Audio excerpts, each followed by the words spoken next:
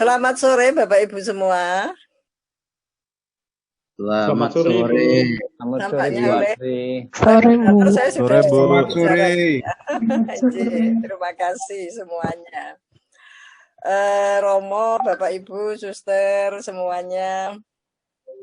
Saya diminta oleh panitia untuk menanggapi apa ini yang ada tertulis di dalam buku yang tadi ditunjukkan oleh Romo Edi. Buku Sekolah Merdeka yang digagas oleh Romo Mangun.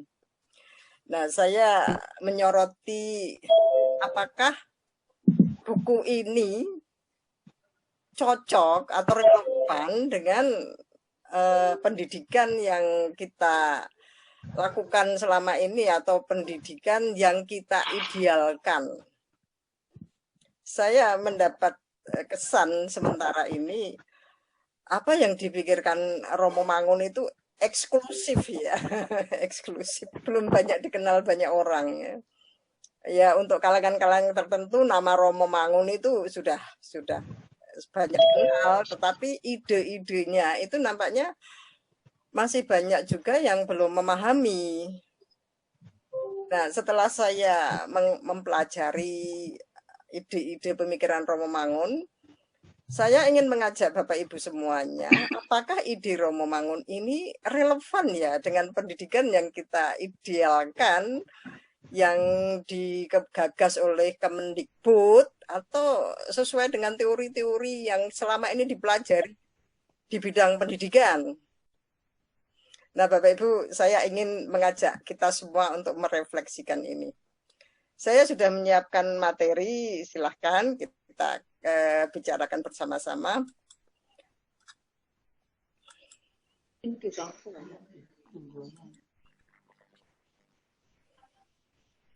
Nah, ini Bapak Ibu, tanggapan saya dari apa yang tertulis di dalam buku Sekolah Merdekanya Romo Mangun.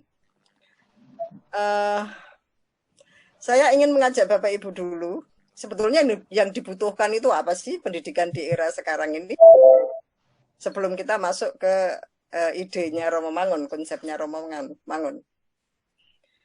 Nah, Bapak Ibu, di zaman sekarang ya, di era abad 21, globalisasi, disruption 4.0 yang selama ini kita bahas di mana-mana ya, bahwa pendidikan di era sekarang ini membutuhkan 3 pokok besar ini. Pendidikan karakter, kemudian skill yang sesuai dengan abad sekarang ya, dengan abad 21, dan juga pendidikan akademik.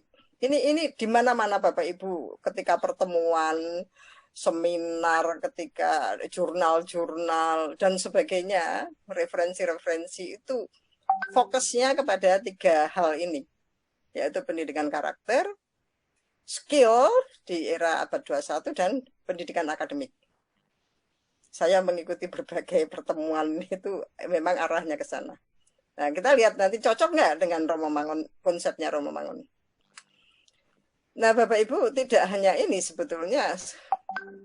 Kemudian saya ingin menyoroti secara khusus skill yang dibutuhkan di abad 21. Skill apa saja? Pasti di antara Bapak Ibu paham betul 4C ini ya. 4C ini. Ini di forum-forum, banyak forum pasti 4C ini ditekankan. Yaitu skill yang terkait dengan kreativitas, berpikir kritis, kemampuan berkolaborasi, dan kemampuan berkomunikasi. Paling tidak 4 skill ini harus dikembangkan di dunia pendidikan kita sejak dini sampai perguruan tinggi. Nah, sebetulnya kalau kita jabarkan lagi banyak Bapak Ibu ya skill-skill itu.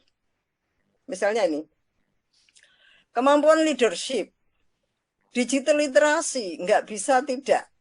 Kita sudah memasuki era teknologi informasi yang begitu masif. Kemampuan berkomunikasi, ya, baik lisan maupun tertulis. Emotional intelligence, ya. Ini kecerdasan emosional itu kontribusinya tinggi sekali di dunia kerja ya. 40% itu keberhasilan di dunia kerja. 40% itu skill-skill ini. 20% itu bidang studi akademik ya. 20% itu kemampuan berkolaborasi, berkomunikasi, dan 10% itu hanya modal. Jadi Bapak Ibu, skill-skill yang terkait dengan ini sangat tinggi kontribusinya di dalam dunia kerja maupun kehidupan di masyarakat. Kemudian entrepreneurship, global citizenship, problem solving, team working, ini sangat dibutuhkan di era sekarang.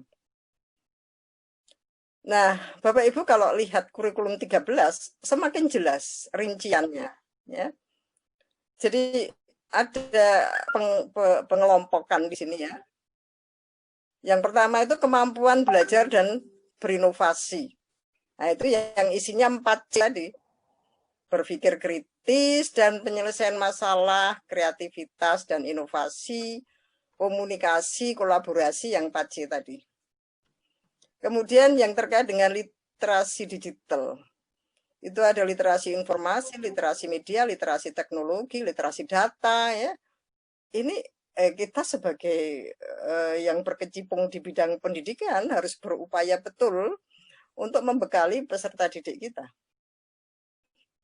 Kemudian kecakapan hidup. Bapak Ibu, sekali lagi, ini ada tertulis di dalam kurikulum 13 ya. Ada fleksibilitas dan adaptabilitas, inisiatif dan mandiri, interaksi lintas sosial budaya, produktivitas, akuntabilitas, kepemimpinan dan tanggung jawab. Kemudian yang terkait dengan karakter moral. Ada nilai-nilai cinta tanah air, nilai-nilai budi pekerti, jujur, adil, luhur, empati, penyayang, hormat, kesederhanaan, pengampun, dan sebagainya. Ini dibebankan ke pundak kita selaku para pendidik. Bagaimana anak-anak mampu menguasai skill-skill ini, memiliki skill-skill ini. Bapak Ibu.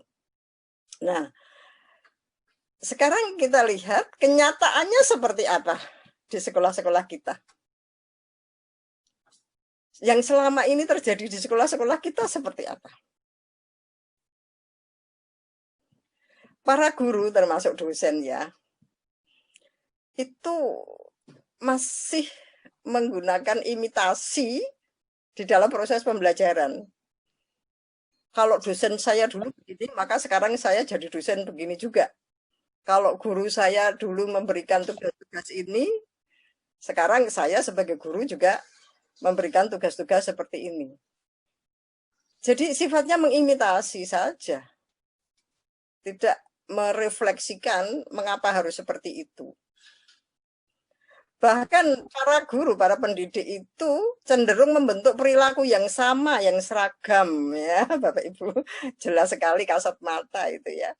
Bajunya seragam, mulai dari TK, SD, SMP, SMA, SMK seragam. Buku-bukunya juga seragam, buku paket ya, paket ini, paket itu. Perilakunya seragam, Bapak Ibu. Ayo anak-anak, semua buku ditutup. Dengarkan Pak Guru, tangan di atas meja, seragam perilakunya. Bapak Ibu, otaknya juga seragam. Kalau tidak sesuai dengan kunci jawaban, tidak sesuai apa yang saya jelaskan, salah.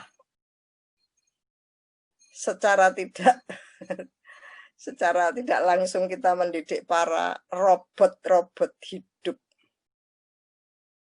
Ya. Anak pasif yang aktif gurunya menjelaskan, mendemonstrasikan dan sebagainya. Perilaku dikondisi. Menghargai yang tampak saja, yang nggak tampak nggak dihargai. Bahkan sampai indoktrinasi dengan hukuman dan ganjaran, pemberian ranking melalui kompetisi, ya ranking 1, ranking 2. Bapak Ibu, ranking itu malpraktek di dunia pendidikan ya. Itu akan menjadikan kebanggaan palsu bagi ranking atas, tapi justru mematikan motivasi untuk ranking yang bawah. Mengapa saya mengatakan kebanggaan palsu? Kita mesti paham teori-teori, temuan-temuan yang akhir-akhir ini ya, bahwa kecerdasan itu banyak menurut Howard Gardner, banyak sekali. Howard Gardner menemukan ada 8 macam kecerdasan, yang berkembang di luar ada kecerdasan yang lain. Nah, kalau di kelas-kelas kita memberi ranking, mungkinkah satu anak itu menguasai semua kecerdasan? Tidak mungkin.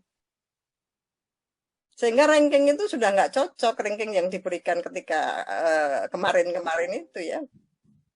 Tapi kalau kita mau memberikan ranking, boleh. Kamu ranking 1 matematika. Jadi ketika kelompok nanti bekerja tentang matematika, kamu ketuanya. Sementara yang kamu ranking 1 olahraga. Nanti kalau di lapangan kamu ketuanya. Jadi semuanya jadi ketua, jadi pimpinan, kepala. Nggak ada yang jadi ekor ya. Nah, Bapak Ibu, konsep-konsep seperti ini perlu kita pahami ya. Tidak perlu ada kompetisi, ranking. Nah, itu sebetulnya tujuannya apa? Agar tertib, teratur, taat, ya, pasti, terstandar. Padahal Bapak Ibu, anak itu macam-macam. Dan Romo Mangun tahu persis itu ya, kajian tentang itu. Nah, kalau kita semuanya menghendaki pada mereka, maka akibatnya apa? Anak tidak menghargai perbedaan, sangat menghargai kesamaan. Perilaku berbeda dianggap salah dan dihukum oleh guru dinilai 0, 1, 2, hukuman itu Bapak Ibu ya.